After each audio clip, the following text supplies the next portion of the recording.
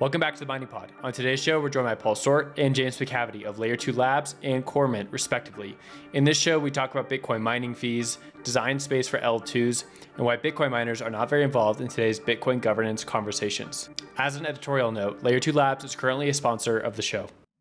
Did you know that you can make more money by merge mining other networks? Check out makemoremoneymining.com for information on BIPs 300 and 301, a proposal to bring more revenue to Bitcoin miners through sidechains and merge mining called Drivechains. Increase your mining revenues and learn more about participating in Bitcoin governance by visiting makemoremoneymining.com. Are you a miner who wants to activate Bitcoin improvements? Check out Activation.Watch. See what Bitcoin improvements the Bitcoin community, developers, and miners are considering, and show support by signaling for one of many BIPs up for consideration. Activation.Watch. Is your mining operation happening ready? Take control of your own future with the right energy strategy. Lincoin Energy Trading Platform is a tool used by miners to design, monitor, and seamlessly orchestrate sophisticated energy strategies within electricity markets such as ERCOT, New York, and PJM. Avoid penalties, participate in demand response programs, and capture hundreds of thousands of dollars per megawatt per year by deploying the right block and index strategy. Secure your competitive edge at lincoin.com. Hey Mining Pod, I'm Lee Bratcher, President of the Texas Blockchain Council. The Texas Blockchain Summit is now the North American Blockchain Summit. The same emphasis on policy, energy, and Bitcoin mining, but now expanded by working with our partners across the country. We've got great sponsors lined up like Riot, Marathon, GDA, CleanSpark, BitDeer, Lancium, Cormint, Compass, HTS, Crypto Power, Priority Power, Sonoda, and many more. Solidify your next deal or JV, or just come for the networking on November 15th through 17th in Fort Worth, Texas, for the 3rd annual North American Blockchain Summit. We'll see you there.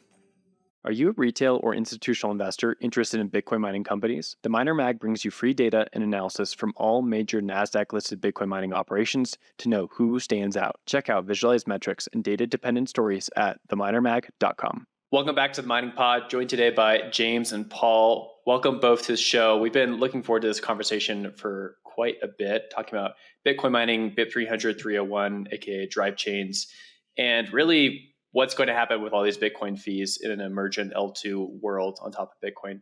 But again, welcome to the show. Hey, thanks for having me. Thanks. Okay, we'll start off talking about fees, because I think that's really just the key part here is like, do we want fees on top of Bitcoin? And if so, where do we want those fees to go? And I think that really is like the nexus, if you will, of like BIP 300, 301, and of all these other protocols we're seeing pop up, like whether it be ARC or BitVM or Lightning, things like that. Paul, I want to throw it over to you first, just to sort of lay out the groundwork for that argument, and including some like information about sort of like the TAM for this market. Yeah, well, the Bitcoin network collects around 500,000 a day US in fee revenue. And so look at that. Okay, I'm glad that you put that up. And that was a shot in the dark on my part, but it starts with a 5, so I'm happy about that. So, and then Ethereum sometimes can do 10 times as much or even more. Today they're doing not quite 10 times as much, but they're doing much more. And then you have to add, you factor in just basically all the other transaction fees that are out there, everything, all Visa's fees, everything for like registering a domain name, all kinds of other things that we could have fees do. This is a huge amount. It could be 100x, 1,000x, or even 10,000. 10,000x is certainly possible because Visa alone is like collecting something like 100, not sure exactly, but it's like 120 million per day. So that's a lot of money. And we have, you imagine a big pie chart where we have crypto is only a tiny slice, and we have fiat, and we have what you might end up being something like a CBDC fee, like a WeChat Pay, where it's subsidized by the government. They've got their thumb on the scale, trying to get everyone to use WeChat Pay because of surveillance reasons or just political reasons. So we have this huge slice of money, and all of that could be Bitcoin transactions that Bitcoin miners collect, but it seems as though that is now very uncertain. So I guess that's the thought. It's definitely uncertain. I think the question comes down to like, do you want Bitcoin to be a multi asset protocol of sorts with side chains where you're able to issue other tokens or other like assets on top of it? And where do you want those fees to settle? So there's lots of different emergent ideas around this. We mentioned ARC already. There's this idea with Covenant, CTV, that could play into it somewhat. And then there's more emergent things like BitVM. James, I want to throw this one over to you. I think like the interesting thing that we're kind of leading into here is like, why shouldn't miners get these fees? And like, yeah, again, just why shouldn't miners get these fees? No, I think it's a great question, and I think there's probably a couple of different reasons why people think that miners not getting those fees or not prioritizing miners getting those fees is okay. The first one is some people contend that the security budget is a myth, and that having a strong mining incentive to ensure fast confirmation times is not an important feature of Bitcoin. I violently disagree with that, and I think it's a really kind of a preposterous statement to make, because we have no way of knowing what Bitcoin's value will be in that environment. Bitcoin is valuable right now with a healthy $5 billion a year mining incentive. Mining revenue is about $5 billion a year, and the protocol market cap is $500 billion. So it's about 1%, 1.5%. And I believe is the exact number heading into the halving. Obviously, that'll drop, and that school of thought, I think it assumes a future state.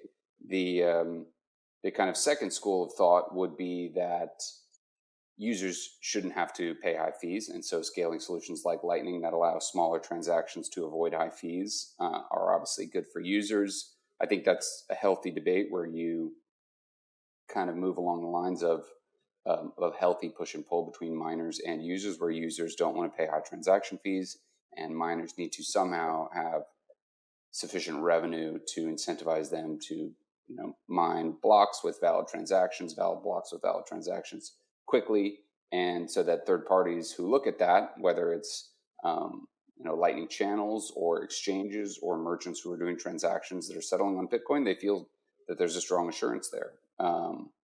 But generally speaking, I think that this issue has been de-emphasized, and there's a lot of dismissing it and saying, this is FUD, miners are greedy, you're all terrible people, all you care about are profits. And now that comes from certain very loud users who will only say positive things about Bitcoin. They will never talk about a potential flaw or vulnerability, security issue, fragility in Bitcoin in the future. And so I'm glad to see that there's some momentum pushing against that attitude.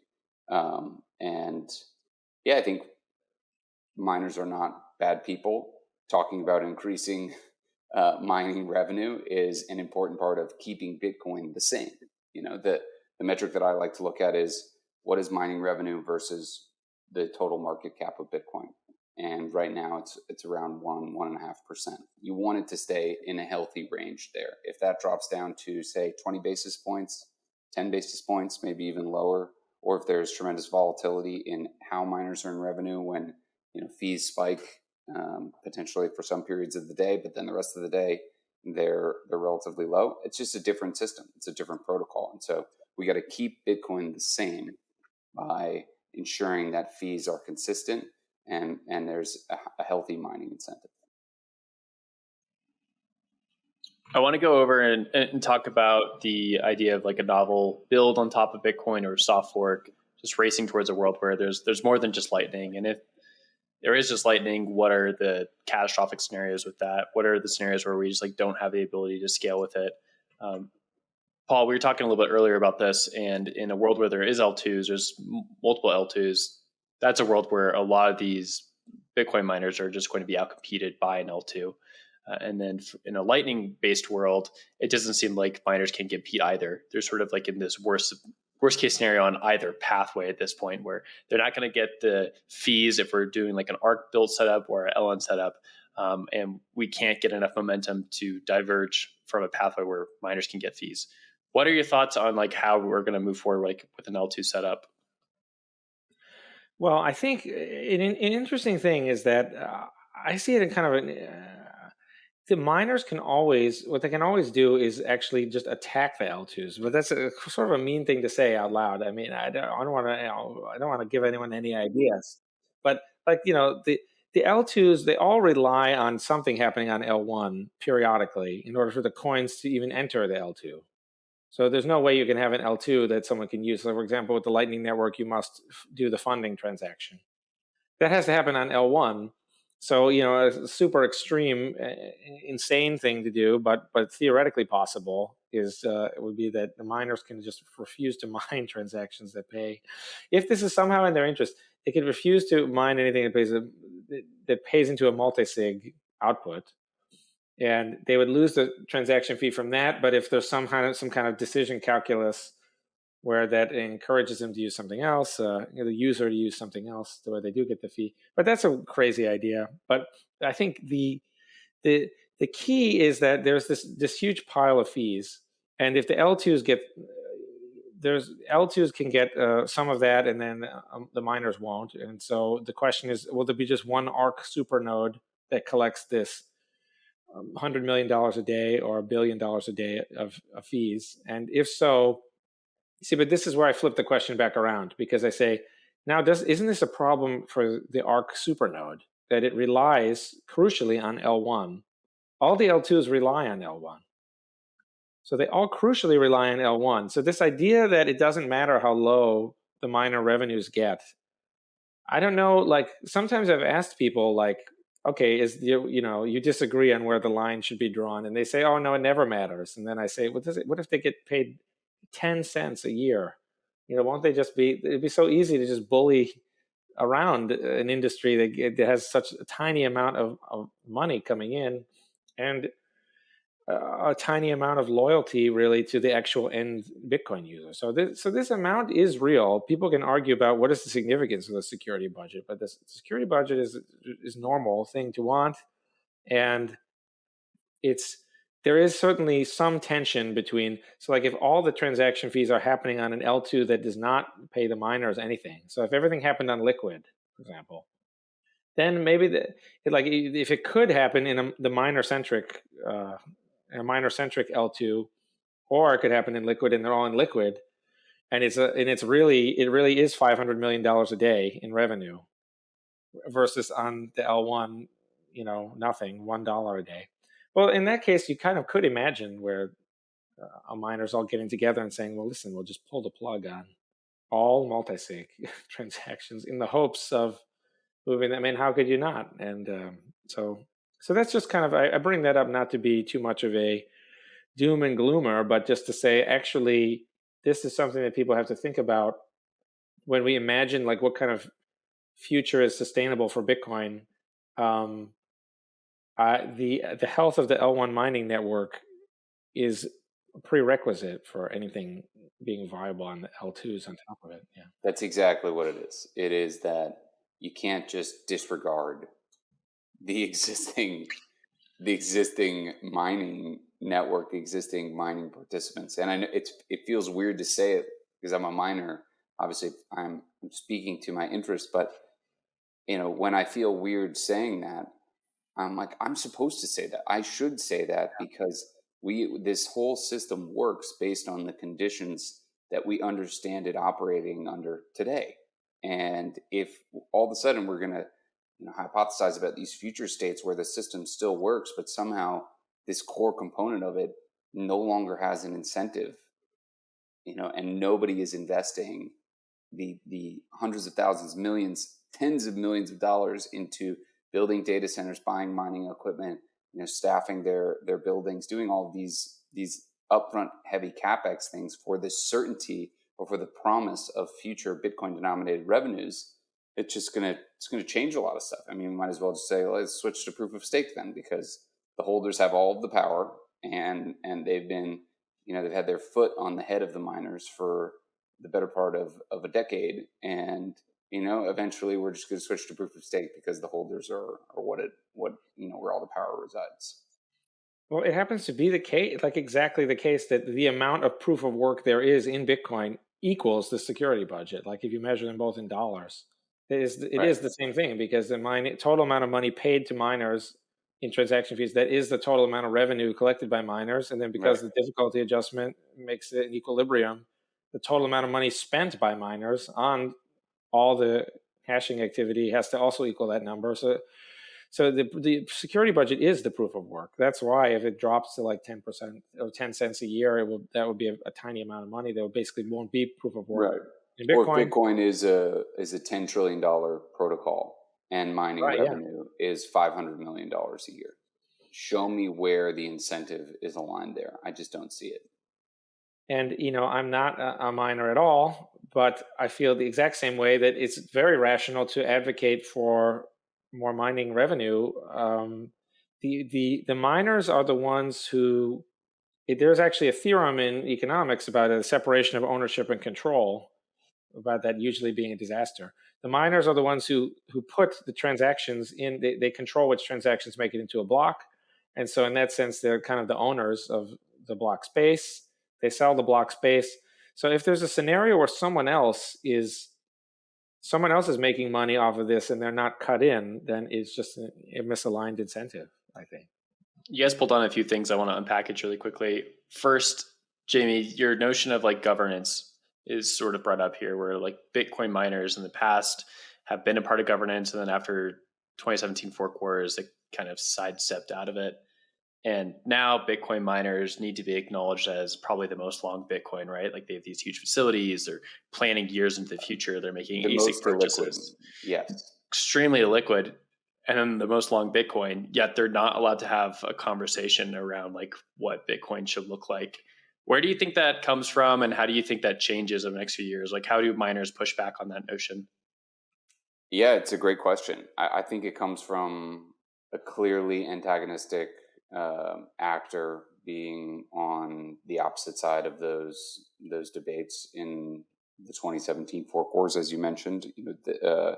At that time, I think Bitmain's monopoly on ASIC supply was viewed as an existential threat to Bitcoin. It was known that they did nefarious practices, whether it was amp lead, running their machines, shipping busted machines like the S17. They seem to really be very self-interested and potentially thinking about only short-term incentives. And I think it was an appropriate immune response to get all the users together and to make a demonstration of user power. And that it's obviously part of what has made Bitcoin great over the years. But now I think it's different. We have diversity of ASIC manufacturers. The price that you can sell a brand new ASIC for is orders of magnitude lower than it was during that era, which was the era of the S9. And actually, I think ASIC manufacturers they're hurting right now because mining revenues are pretty low. I mean, mining break even on the old gen equipment is like $70 a megawatt hour, and the new stuff is right around 100. And during periods like that, especially with a lot of competition, they can't make a ton of money. So I think mining is more made up of Bitcoin interested firms now and Bitcoin oriented firms and people who are reasonable. It has a much larger North American footprint. So there's no longer this state divide. During the 2017 fork wars, I think over 60% of the hash rate was in China. Now the US has the lead in hash rate. And so the users and the miners are speaking the same language. They're in Western democracies. And I just think, we could settle this up if we all got together and had dinner, broke some bread, and discussed some of these ideas and implementations where valid security concerns were brought up and discussed openly. Obviously, we can't tweet it, because then the plebs will not buy Bitcoin. But we could have these conversations behind closed doors. Yeah, just zagging there on you for a second. I want to move back over to the technical discussion now that we got that governance question there, which I think is really important. And one thing you brought up really quickly is like the China ban. That brought in like a very different constituency of Bitcoin miners. And oftentimes we see like these Bitcoin miners in the same BitDevs meetups in Austin, in Houston, in Nashville. And yet for some reason, they're not allowed to have like a governance conversation together. It's just really odd to me. Going back to what Paul was talking about, the L2 and the L1's relationship, in Ethereum land, which I know a lot of people don't like to talk about, but I think is pretty instructive when it comes to designing protocols. L2s in Ethereum typically use rollups, and all these rollup designs are purpose built so to be secure from the base layer, so that a user has the ability to offboard safely with their funds, so that the L2 can't harm the L1, and then vice versa, the L1 can't harm the L2. There's a lot of nuance within this whole thing.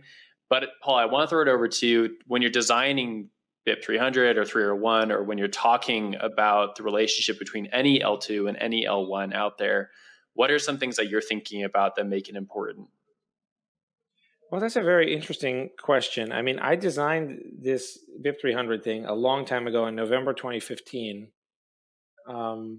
And I just want to briefly mention on the previous topic, like, I don't understand, like, what do people have in mind? Like, Bitcoin users and Bitcoin miners are going to just like hate each other like forever and mistrust each. Like, is that like that's the plan, like forever? Like, but this was before that had happened.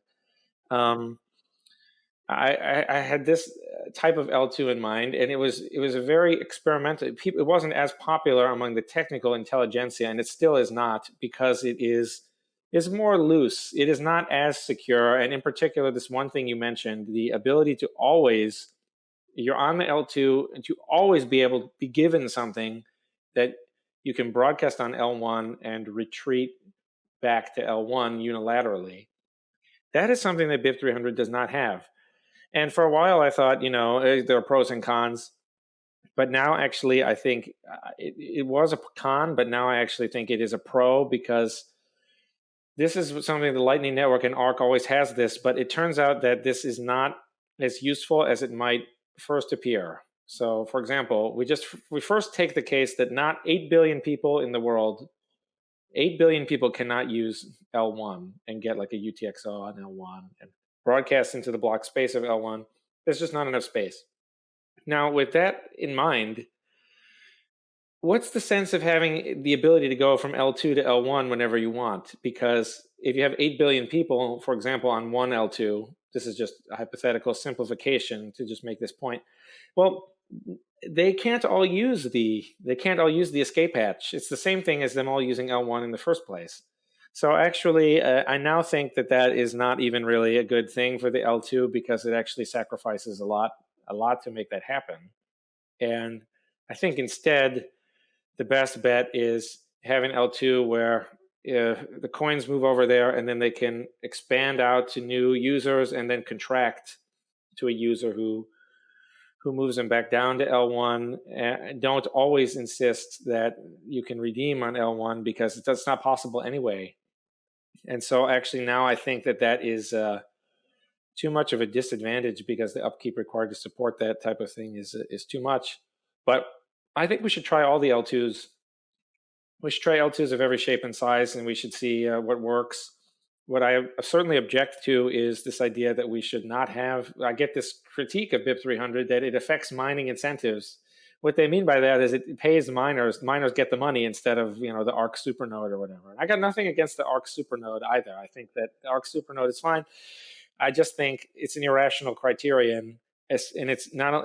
We shouldn't be in the business of picking who gets the fee. That should be the end user should pick whatever they like, and we certainly shouldn't be in the business of tweaking it away from.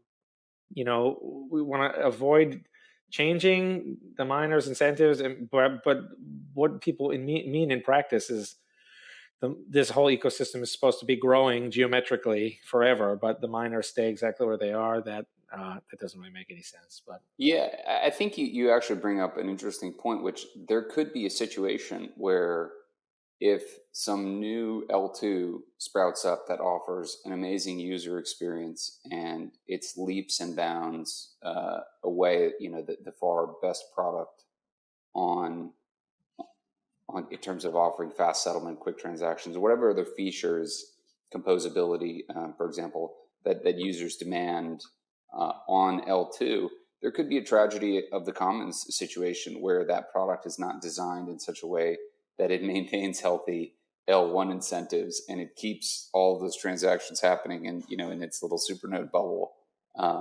Ultimately that would be a design flaw from the original product designer of that L2 to not be mindful of the L1 incentive as something that would be in their long-term best interest to retain the viability of their product. But there could be a little tragedy of the commons scenario, which I don't think is widely acknowledged now, where we are tinkering with the incentive model, and the commons in this case is the proof of work that is hashing with a healthy mining incentive, and nobody really owns that on the L2, although they do, just like the environment is tragedy of the commons.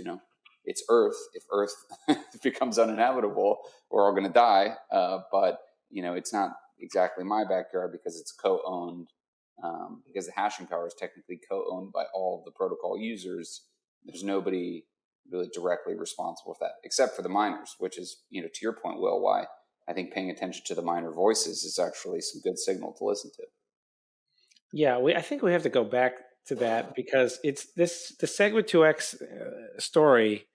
I'm not sure how many people know. I mean, I don't want to bore everyone with a really, really long historical thing, as I often do, but it's like it really affected the technical community a lot, where it has permanently altered what directions of research people go into. Where before, like now, things that touch a soft fork are not done. Even there are things such as U3XO.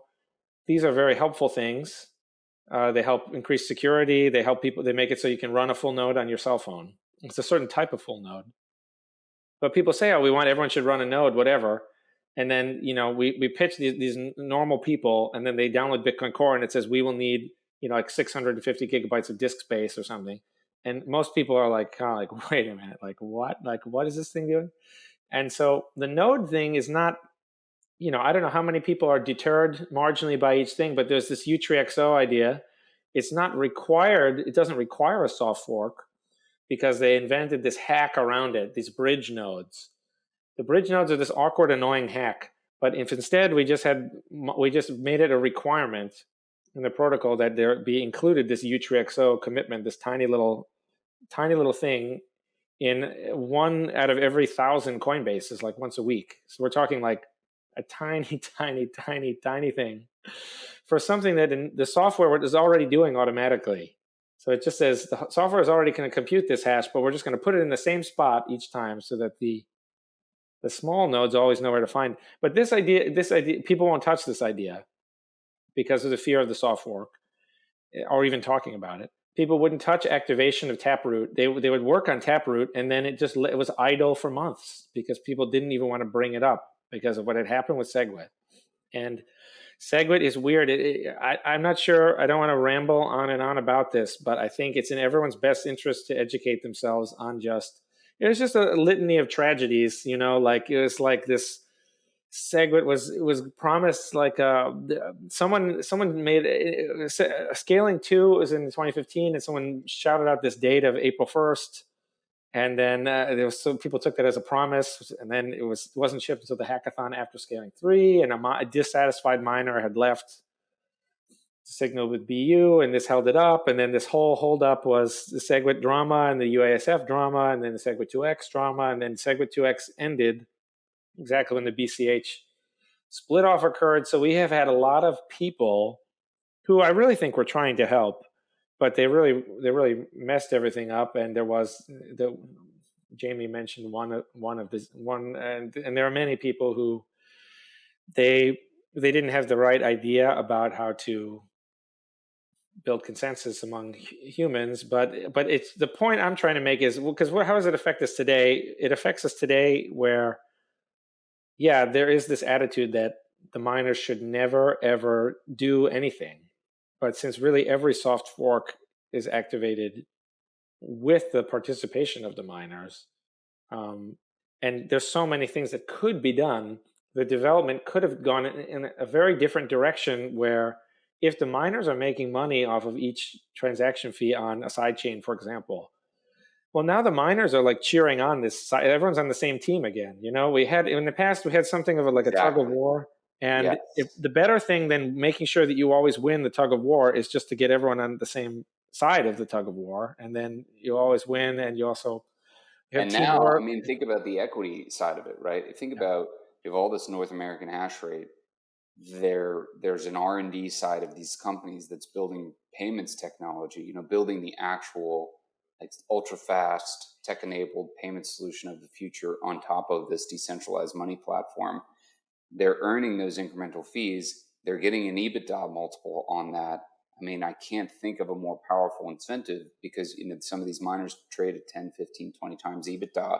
And so if their R&D teams are working on building really competitive layer 2 scaling technologies, and all of those fees come back proportionally to the existing hash that's installed, that market multiple for the North American capital markets, the strongest and most robust pool of capital in the entire world and most liquid, that could be this huge renaissance where all of a sudden there's real R&D dollars flowing in from the North American hash rate onto these layer 2s because there's a direct line of sight for how those fees are going to come back to the miners, and how the vision of fees being the mining incentive is really going to develop. Right now, with Lightning, the problem I have with the Lightning assumptions is that we're assuming that some user is going to pay a very high fee. Each marginal user will regularly pay a very high fee at some point in the future. I just think that vision is tough. I'd rather see users pay lower fees, but have lots and lots of users doing so. Yeah, absolutely. It's much easier to have 10 cents on many people paying 10 cents versus a few people paying a huge amount. Maybe we should talk about, Paul, what do you think about the fungibility criticisms for sidechains? Like Lightning is, sorry to hijack the question, Will, sure. You may have had a good one. Because I do think we could use some of this time to talk about some of the criticisms where Lightning theoretically is the most fungible layer 2 version of Bitcoin because it's opening and closing directly via that channel. Well, what do people mean? They mean that it's very private, the Lightning Network? Is that what they're saying? No, just that, because all of the transactions come up and down from L1 to L2, and there's kind of, I wouldn't say mutually assured destruction, but there's good security guarantees. It's pretty simple calculation versus the pegging out a Bitcoin denominated unit to a sidechain, that it becomes less fungible. It's harder to move that back. You can't just yank it back quickly. I think that's what. Sorry, go ahead. I was trying to mention before that is not the ability to yank it back is kind of actually. For a while, I agreed with those people, but now I kind of just I've seen the light maybe because remember 8 billion people can't yank it back. So the ability to yank it back is always kind of like some kind of conditional thing. It's inescapable. So meaning that in the event of a 8 billion people using Lightning. No, I'm just saying if for any reason, if they're all on some like Lightning, if there's 8 billion people, if there's one Lightning channel is open today, and then we wait 8 billion days, and I know the scenario doesn't make any sense, but we wait 8 billion days, now we have 8 billion channels that are open. They can't all go back from L2 to L1 on a random Tuesday. So, because L1 doesn't have space for 8 billion people. So again, it's unfortunate that I think there's a lot of emotional, because this sounds a lot like I'm advocating for like naive large blockism or something, which I think is the problem. That it sounds a lot like that, but I don't know. I'm going to try to just say something and see if any of this is making any sense or answering any questions. But the most fungible, I don't know what that means. I'd like to talk to whoever told you that. I'd like to figure out what they were really trying to say because I don't understand what it was Parker Lewis. Yeah, that seems like he's talking about like in a sidechain world, you're issuing a token, right? So like BitGo issues WBTC. But the thing is, the Lightning software also issues the token in its own network. It's just they're both denominated in BTC, and they both have. I think it's very similar. Yeah, but I want to go back because it is just BTC instead of this like hash rate escrowed BTC. It could be. Yeah, but again, the Lightning it's always conditional, be able to come down because. So let me give you two more examples. One is what you were saying before was. Someone has to pay high L1 fees if there's going to be proof of work on this network that has the Lightning Network on top of it. So someone's got to be paying this marginal L1 fee. But actually, if the L1 fee rates rise, or even if they're just volatile, if they rise temporarily and go back down, even if the two Lightning nodes disagree on what the prevailing L1 fee rate is, or if it climbs too high, then it must uncooperative close. So the Lightning network, and we saw this with ordinals. This is, I think, this is my guess. I have no idea. It's hard to say how much of this is cultural nonsense. Yeah, just, when the ordinals fee spike happened, it broke Lightning. It broke Lightning somewhat. Yeah. So that, I think, is we'll see that also happen more. So this again shows you that stuff that happens on L1 will affect whether or not L2 is viable. And in particular, this idea of I'm not sure, like this idea that you can always come back. You're on L2 and you can always come back to L1 is like, got it. Not if so everyone. You would say that the fungibility claims are probably overstated there. Yeah, I think one thing that I wish I think it would be better if it would almost be better. A lot of this stuff, I think people should use it with their own two hands. I think back to my own experience when I first read about Bitcoin. It took me a really long time to have some vague understanding of it, and then I used it for the first time, and I realized that about half of what I thought I understood was not correct. In particular, I didn't realize I had the software open. I waited for 6 confirmations, and then I was like, okay, I've collected 6, and then I went to sleep, and then I woke up the next day, and I was like, why am I getting more? I really didn't understand it at all. So I think a lot of people will be this. It's the same way where I think people have to use the stuff should be in use. In somewhere maybe before we have testnet software that I wish people would run. I'm trying to speak to the fact that there's anxiety over, okay, I want to go back to what I think is the most important thing, which is the idea of the block size war was this tug of war between two people who wanted something. Some people wanted a large block version of Bitcoin, and some people wanted a small block version. The whole reason they wanted a large block was because they wanted to keep the cost of running a node. The nuance of that debate was people wanted small blocks so that the cost of running a node would remain low. Isn't that correct? Yes. And the cost of running the node is the cost of seeing the blockchain, checking the rules. If the blockchain becomes dark, the more expensive it is to run a node. What is the objection to having that happen on a layer 2?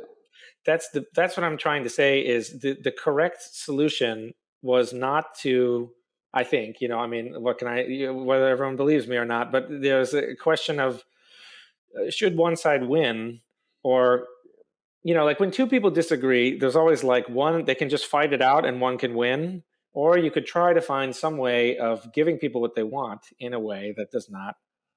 Expressivity on this L2 would be key here. And I think that's a big design function that you've come up with 300. This is the idea of the key idea of BIP 300 is about those people would get what they want, but the L1 people would also get what they want, and that's this idea of people being on the same side, and that's why it's dicey, because you always wonder, are people going to think that this is just SegWit 2x or the block size war all over again? But it's not.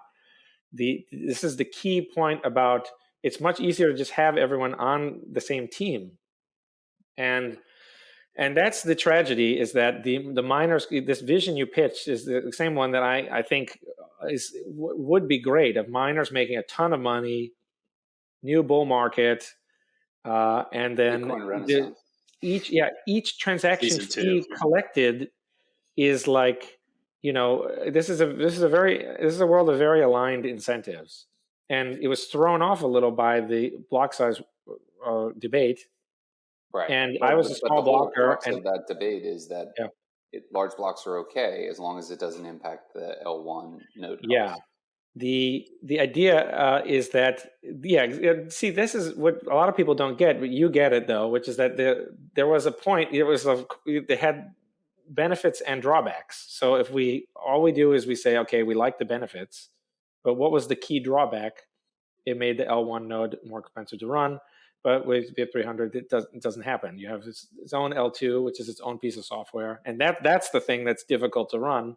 But that's also the thing that all these other people, Roger Ver and whatever, they said they would be happy to run all by themselves, and they said they were happy to have SPV security anyway, so they wouldn't even care about the different trade-offs. So I was giving them what they wanted. The idea that Peter Todd brings up where he says, well, that's going to make mining more expensive because then miners are going to have to add all this incremental hardware. Peter Todd, you agree, Paul, that Peter Todd is rooted in sort of a 2012 version of mining, or pre. where I've got my laptop and I have very low. I'm mining from a hut in the middle of the Sahara, and I have a $40 computer. Like, these are not mining firms today. Mining firms today, you have to have 50 megawatts in order to be operating a good, viable business at scale. Yeah, well, the idea that he thinks that the sidechain L2 node software would affect which scales of mining are profitable or viable or if, like leading or something, that I think that's really absurd. And it's like this I think it actually boils down to just a mistake, though, which is that we want everyone to be able to run a node. We want the node costs to be cheap. We want cheaper nodes is always good, but it just can't be the case that cheaper mining is always good. That's the security budget going down. So this is a situation where it actually has flipped around. And so this is a misgeneralization on his part. I've tried very hard to get him to come around on this. I think most other people have come around on it, but he's just absolutely set that Who's the smartest drive chain hater? Who is the adversary? Because you're fighting 1,000 wars on Twitter, and everybody's following along. The weird thing is, I think they would follow Peter if he flipped, but Peter he's just decided that he's not going to believe this. He thinks like any amount. He really thinks this affects like the scale economies of mining, which is a really bizarre thing to even think out loud, because the L2 software it just cannot be significantly. It can't cost anywhere near 1/10 of what I don't know what the smallest block miner. Maybe if you could find, do they still have block eruptors? I don't know. My mining knowledge is very, very, very amateur about what is the cheapest miner you could buy, but I don't know what it would be. But it has nothing to do with. So there's many other things I could get into the theory, but I don't think the miners, their job is to hash. It's each user who runs the node. And so the miners have done, and they should do, they have many clever ways of shirking the cost of running the full node, and they push it to the pool, and they should do that because they should be aiming for efficiency. So you run a node, when you get paid by the pool, you should run a node and make sure they're really paying you. But as an operation, the miner should only be focused on efficiency of the, So there are no smart drive chain haters. Well, I mean, that's what I'm hearing.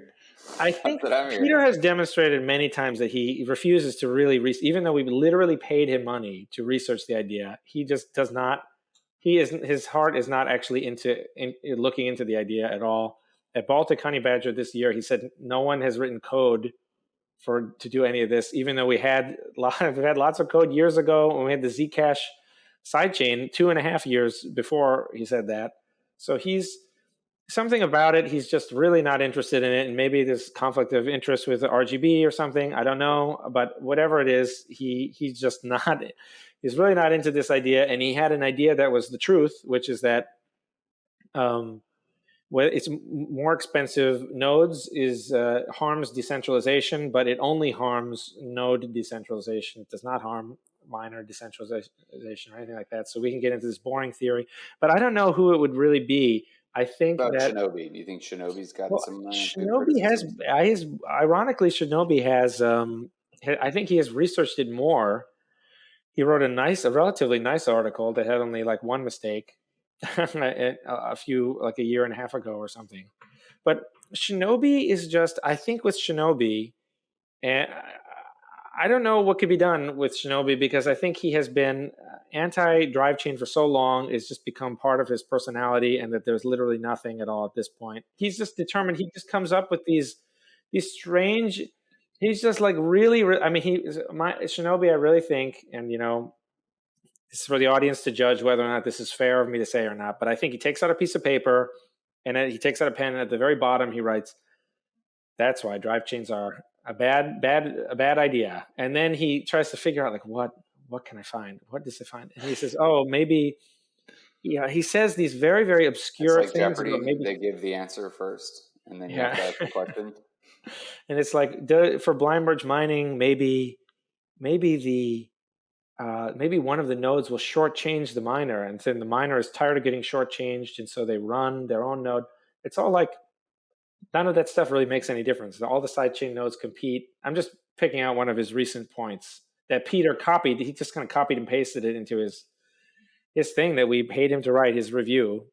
And but these are like, they're just like weird points where I just don't think they don't have an actual, like, if you sit down and talk to these people, I don't think they have an actual empathy for the problem. Even they don't even sit down and say, well, it would be nice if we could do trustless peer-to-peer sidechains, but we have the such and such problem, you know? That's actually a good point to jump in there and talk about like what happens on the other side of this world when things go bad. So we've established that there's more fees coming to Bitcoin, or Bitcoin is going to pass on more fees. They're going to go to Visa. They're going to go to Ethereum. Worst case, they go to Tron. That could happen. Yeah, I mean, they're going to Tron right now. They're Well, currently people going to use Tron. People use Tron because it has low fees. And they love USDT, of course. That's the other weird thing is They we have. love Are we USDT, going? and it's cheap to move it on Tron. Are we going to continue to pretend like the end user's desires don't matter? Like, do we care about the customer also, or do we want? We have many people take this attitude of just those people will all come crawling back or whatever, and they'll need to buy Bitcoin to eat or something. And it's like, well, maybe that might be the last 10%, the last 800 million people on the planet Earth after we've converted 90%. But I don't think that's working great in 2023 from where I'm standing. I just think, can we care a little bit about the end user? So just my question there is like, what is there to lose in this situation? James, I know we've talked a little bit from the mining side. There could be a lot of different attack scenarios with mining pools or miners themselves when they're looking at a world where all these fees are going to different chains and they're getting starved of mining fees. Paul, we talked about that as well. And then there's also just like the fact that Bitcoin can get lapped and everyone goes to a different chain because they know that Bitcoin only offers like one product that isn't as sexy or useful as another product like Tron at this point. Jamie, I'll throw it to you first. I'm curious if you have any thoughts about like from a miner's perspective, like what is there to lose here? Yeah, I mean, well, it's a great question. And I mean, I think that sort of characterizes the whole debate, which is, hey, be patient, chill out. I got my mug here. Slow yourself down. That's the user's mantra to the miners is, hey, slow your roll, homie. It's going to be okay. We're going to make it. Hyper Bitcoinization is coming. Increasing monetary utility is the roadmap. That's all there is. I think, if you were an average person who's in the Bitcoin conservatism camp, we'll call them, and you listen to the intro segment to this question where we talked about USDT on Tron, that's like a shitcoin scammers all you can eat buffet there, and they'll say, USDT is this potentially loosely backed euro dollar thing, and Tron is, God knows what Tron is and what's even going on the inside there. And so I do think there is a question of how much we pay attention to the market and how much we should look at use cases that are exploding in growth in the market and really attribute those as a valid signal for us to go after. But, let's set that issue aside and say there is clearly some demand to settle different types of cryptocurrencies against stable assets, and there always will be. People will always want to on-ramp some kind of stable coin or stable fiat, whatever, into a crypto asset and trade those kind of things. And stable coins are dominating Bitcoin in terms of being used as a means of settlement, and the networks that are making it easy and cheap for stable coins to settle are attracting users because of that. So I do think at some point we'll need to think about composability and the ability for Bitcoin or somewhat native Bitcoin to interact with these other types of digital assets in a way that benefits Bitcoin. That certainly makes sense. You can see the way that Ethereum has designed itself is kind of interesting because it's a lot of shitcoin trading happening on Ethereum. And when people trade lots of shitcoins on Ethereum, Ethereum stakers earn the most revenue. And previously, that was Ethereum miners. During the DeFi summer of 2020, Ethereum miners had an absolute field day and had just absolutely tremendous revenues because fees were through the roof because everybody was yield farming some XYZ scam food coin. And I do think there is an elegance to that, which is that humans are going to be degenerate gamblers. They're going to do silly things with their money. They're going to chase scams. They're going to participate in scams. They're going to, invest in dubious things. And at its heart, like, that's just core human behavior. And everything that was once a successful investment was probably at some point a dubious thing, a dubious prospect. So creating a mechanism by which people are free to speculate on those things and capital formation can occur on Bitcoin, or people can at least trade Bitcoin natively with other types of stablecoins or whatever it might be. As long as that is done in a way where it strengthens mining incentives and strengthens the security guarantees of Bitcoin, I'm not really morally opposed to it. I don't think that morality should come into where Bitcoin finds its product market fit. You shouldn't be telling people, don't do that, that's not safe. You should allow people to do what they want with their money. And certainly people told me, many people have told me and early Bitcoiners, that, like, about Bitcoin itself. They said, you can't possibly be serious about, you haven't put money into that, have you? And so if we respect the investor's sovereignty, then yeah, I mean, it's not really about, like, I think it's so unfortunate that this point is misunderstood when I make it a lot. I think you made it very well there, but it's like I said, we don't want people to do, like, certain things. It's not about wanting people to do certain things or not do certain things.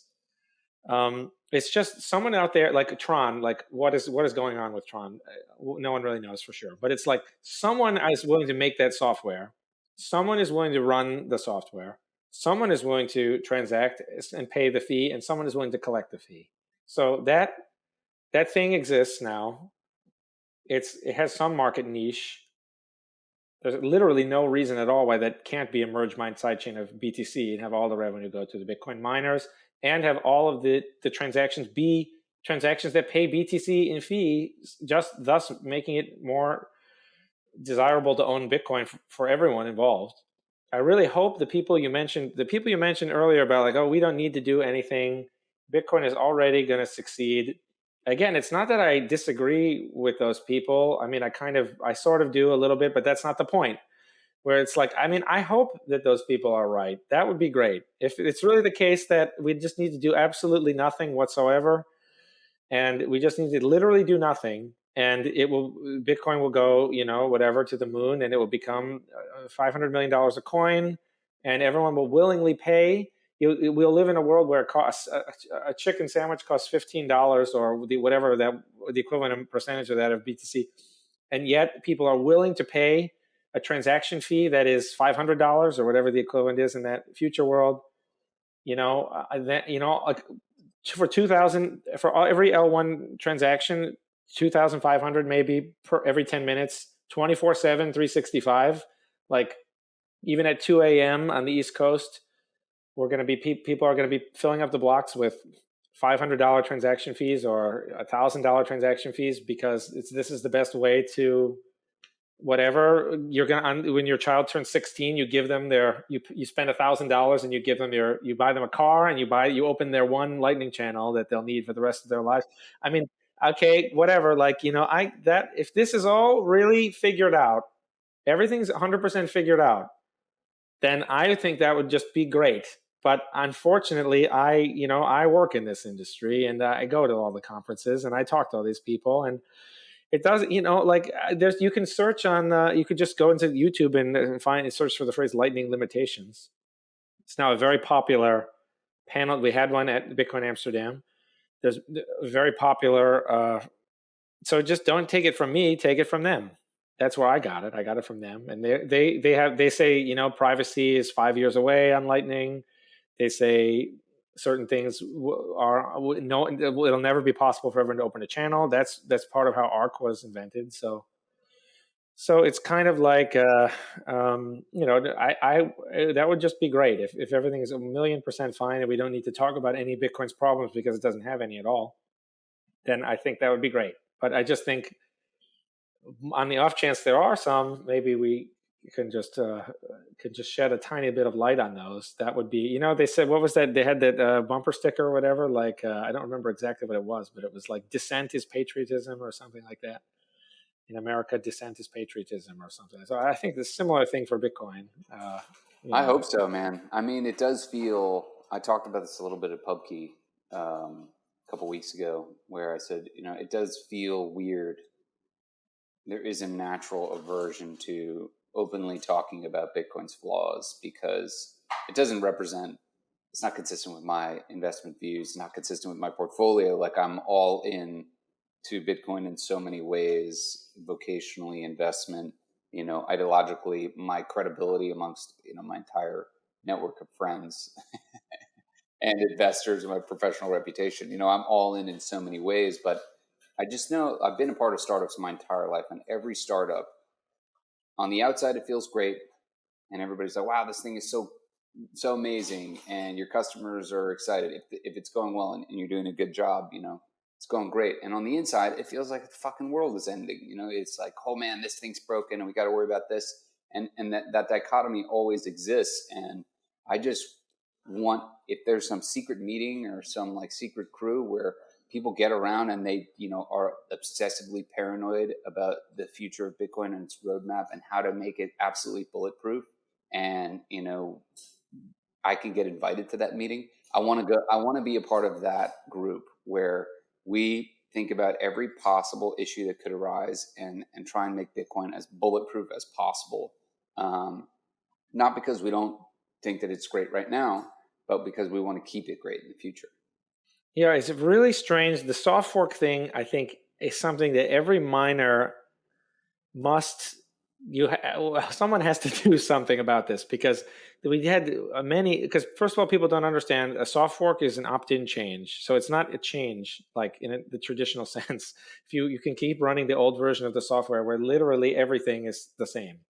And so it's not quite a change. It's this new magical thing. The fact that it's even possible is kind of amazing, honestly. But there used to be many of these, 16 in the first 7 years. There were 16, and then that was it, because then we had SegWit and then Taproot, and SegWit took 20 months from when it was coded and to when it finally activated, and there was an adversarial activation of many months. But then Taproot took 46 months, much longer, and it was self-inflicted that time, the anxiety over activating it. And in fact, we had something weird happen where a lot of people cheered it on and activated it without really even knowing. They didn't really know anything about it. The pendulum swung the other way. But what I'm trying to say is, I think the key about the inability to discuss the flaws is a very, very bad sign, actually. It's the worst flaw of them all. I mean, a lot of people will say stuff like this. The worst problem in any organization is the one that people are unwilling to talk about. And what I think has happened to some people is they got involved with Bitcoin. They were sold on the big idea of this hyper Bitcoinization. This will take over the world. And then they encounter a couple of the flaws. And then I actually think what some people have experienced this, because I'm similarly, I'm like kind of like all in on Bitcoin. I don't know how like super clear, it's not a great OPSEC to be super clear about that, but it's like I think what hits some people, the newer people, they get involved, they're sold this big vision, they realize it's flawed, and now they think, okay, I need to just meme the big vision a lot, and maybe meme the vision and then sell or something. They're not actually real Bitcoiners. And those are the loudest voices too. Those are the people who have the largest online followings, and nobody wants to listen to someone who's going to say like, well, we got to think about all of these problems. I think it's because it's hard enough as it is, right? Like holding Bitcoin through all the tremendous market volatility. It's an over 100 implied volatility asset historically for some periods of time. It's not right now, but it has been. And it's hard. And you need like cheerleading and psychological reinforcement in these online communities. And so the group I think miners are just such a good group to actually provide that, because we're fucked. I mean, and when I say fucked, I mean, if a vulnerability were to be disclosed today in Bitcoin, we would have the least liquidity. Everyone else, XYZ HODL 69 to the moon infinity, he could dump and be like, well, that was an interesting part of my, my 20s, and I'm out of that thing now. I'm going to go work at Microsoft. But like, we've got, tens of millions of dollars in the ground out there in the middle of the West Texas desert. And it's like, we cannot get liquidity on that. No one's going to pay me for my S19s or my M30Ss. They're going to be like, what is this? Cool. This is a doorstop. So to have, when you are a miner, the illiquidity of your position puts you in that camp where it's like you are stuck in this, and you're always going to be 3 years away. 2-3 years away. Your revenue stream is always going to be in the future. I mean, you can hedge it, I guess, by being short all your future production, but mechanically, like, it's just financially difficult to even do that. So there's something about the nature of that relationship, the illiquidity of it, that I think predisposes miners to being good long-term thinkers about Bitcoin. Yeah, we need that to happen. Unfortunately, what is happening now is, I think unintentionally, there in the technical community, there's a fear of involving miners too much. And I think among the miners, there's a fear of doing something the technical community might not like. And among the grassroots Bitcoiners, there is a fear of doing anything that either group doesn't like. So we have three groups that are each afraid. They don't really know what to do next. There's definitely a status quo bias, and I think the status quo is again, I hope the people who say status quo is going to be great. I hope they're right. I think that they are not right. I think that how did we get to $20,000 a coin in 2017? It definitely was not by not changing Bitcoin. There was all the cool stuff was being invented that time. Multi-sig, BIP39 seed phrases. The fact that we have HD wallets at all that can be linked to one seed phrase, like, that's relatively new from my point of view. Like, imagine how much everything would suck if we didn't have all of that. So I think, though, related to your point about the miners are the least liquid, why do people doubt the miners? I think there's something else going on where a lot of it was just accidental cultural mistakes and bad luck. But I do think a lot of people have an interest in amplifying certain narratives. Something is going on. I'm not going to say like there's sabotage, but there's something weird is going on, and I think that there's a lot of. I don't think it's deliberate. I don't think it's deliberate at all. I think it's just an accident. Yeah. Well, I think a lot of it's that HODL 69 character that we love to talk about on Bitcoin Twitter. They come in and they learn about Bitcoin's history from their favorite podcaster or whoever, and they have bits and pieces. And the thing they pick up on is that miners are always against the network and you need to vote against them. When in reality, most Bitcoin miners are actually like your neighbors now. Like, they go to BitDevs, they live in Austin, and that's a sizable percentage of the community now. And they're also Bitcoin participants. Paul, I want to throw it over to you and talk about like what miners can do in terms of activating soft forks. What does that look like? Because I think a lot of Bitcoin miners don't even know. Every soft fork has been activated by the miners, and this is I don't know, maybe we should, I don't know how much time, if people have time for Paul's blah blah blah theory or historical situation or something, but it's like the soft fork is this idea that you can have a new set of rules that's compatible with the old set, and if 51% of the hash rate are using that version of the software, then the old people who don't upgrade will also be dragged onto the same network, because they'll be finding blocks that are valid on both, but every block will be following the new rules. So the whole reason this was invented was because it's much too difficult to get everyone to upgrade their software. And that leads to a horrible incentive of whoever's releasing the software can be like, you can hold a gun to that person's head and have them release a version of the software that's very, very, very different, very incompatible, like, has 22 million coins or something. So the soft fork thing is great. Every soft fork has been activated by miners. It's true that SegWit, it was there was the UASF kind of holding a gun to the miners' heads, but that one also activated before the UASF would have kicked in. The miner kind of folded in that. This whole thing about miners versus other Bitcoiners, this is all related to SegWit activation. This one fluke case, and the case was mostly just miners thought. This is my guess. No one knows for sure what happened, but some people at Bitmain and others, they thought that if they could persuade, it was the Mexican standoff with the two guns pointed at each other, and they thought, okay, we'll give them SegWit, and in return we want this 2x block size increase. It's a very, very long story that everyone should impact. But what happens is miners activate a soft fork if 51% of the hash rate run the new version of the software. So this is why I find it very disturbing that soft forks have become such a big political deal, because the actual ask is very, very small. It's really not that big. It's really nothing. And it's something we used to do all the time. And we have enormous potential.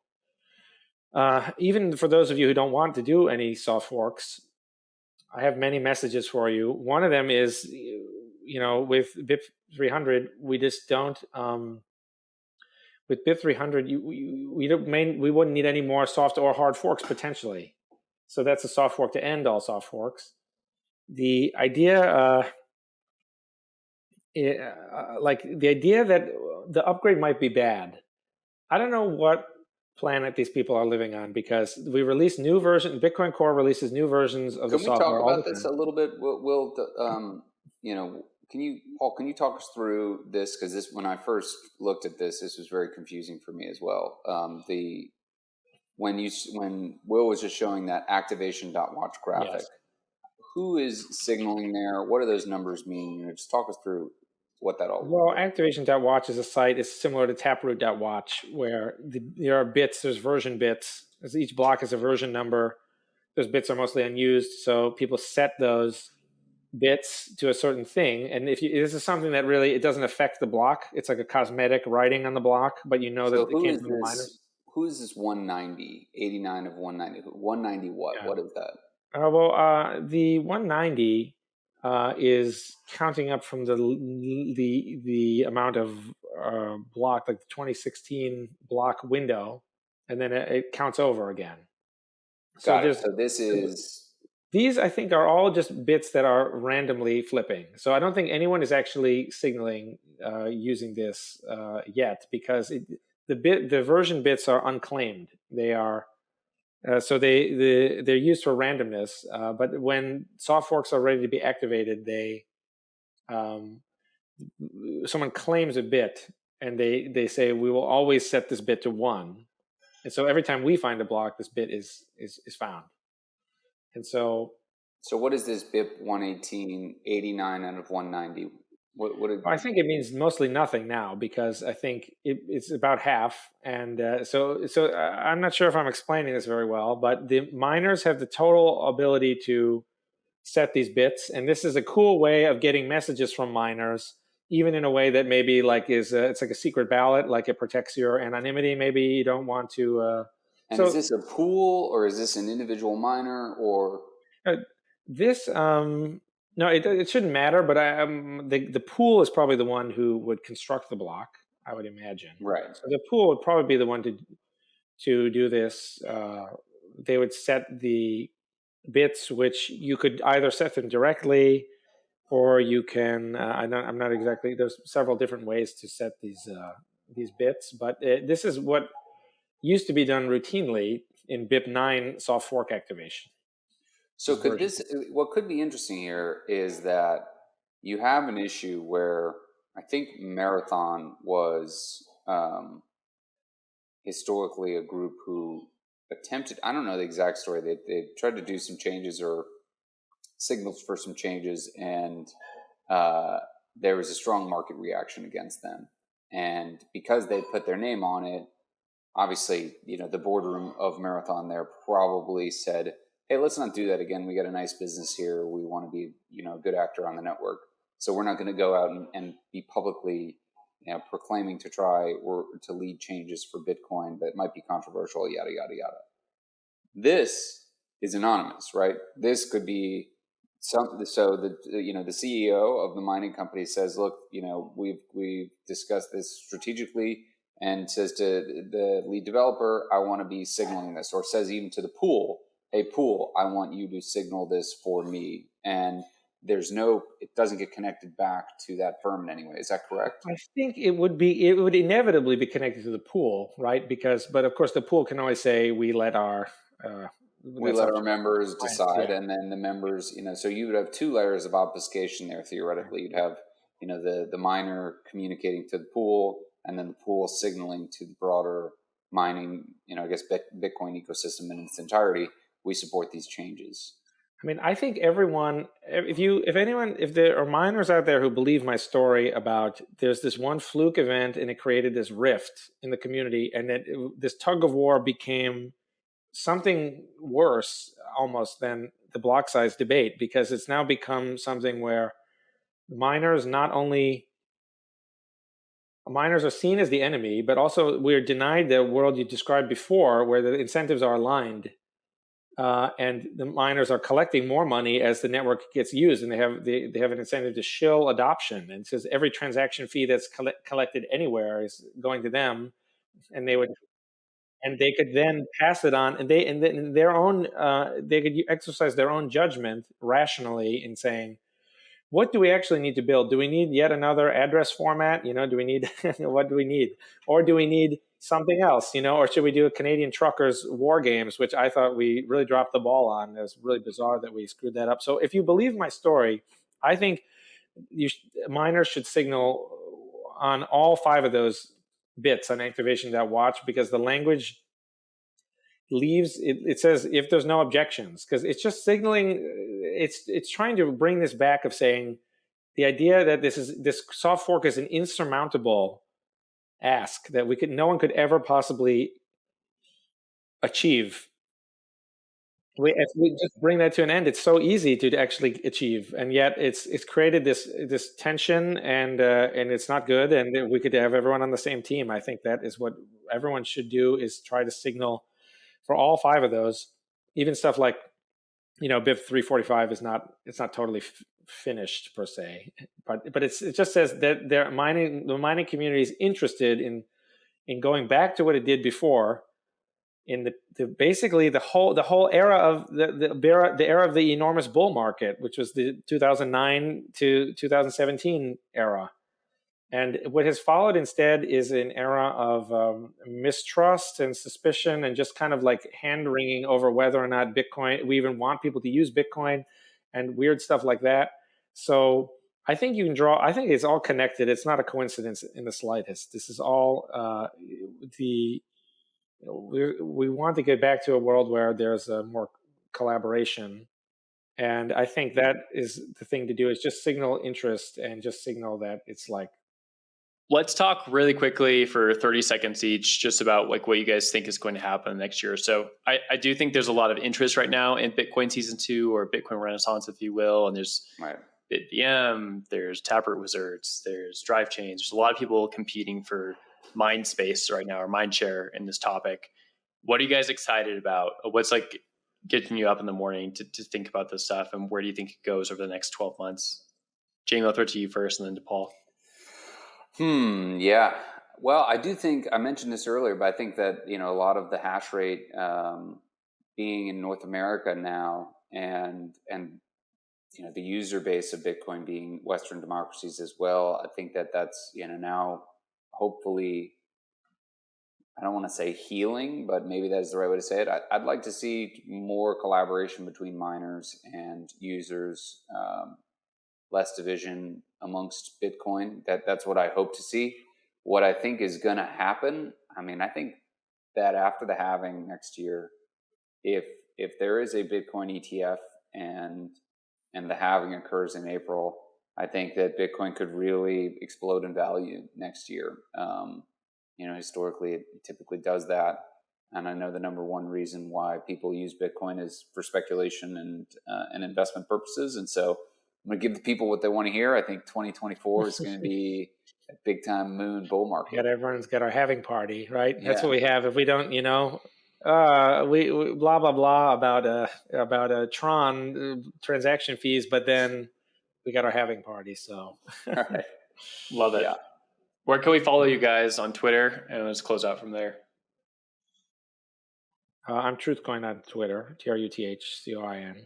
Yep. And I'm at James McAvity. It's spelled M cavity like the tooth. And my company is at Cormint Inc. Awesome. And we've definitely had Cormint on the show before, so go check out that episode. Have you guys on twice. Paul, James, thank you so much for joining You today. guys coming to Texas Blockchain? Yes, sir. Dallas. Paul? I don't know. I have to look at when it is. I didn't know. We'll have to do a BIP 300 301. Yeah, November 15th through 17th. If we should get a dinner, we'll get some miners to go, and maybe we could record something in person. Yeah. All right, that's a good idea. Let's do it. Okay, let me close out here. Thanks, guys. Thanks, James. Thanks, Paul. Talk soon. Thanks.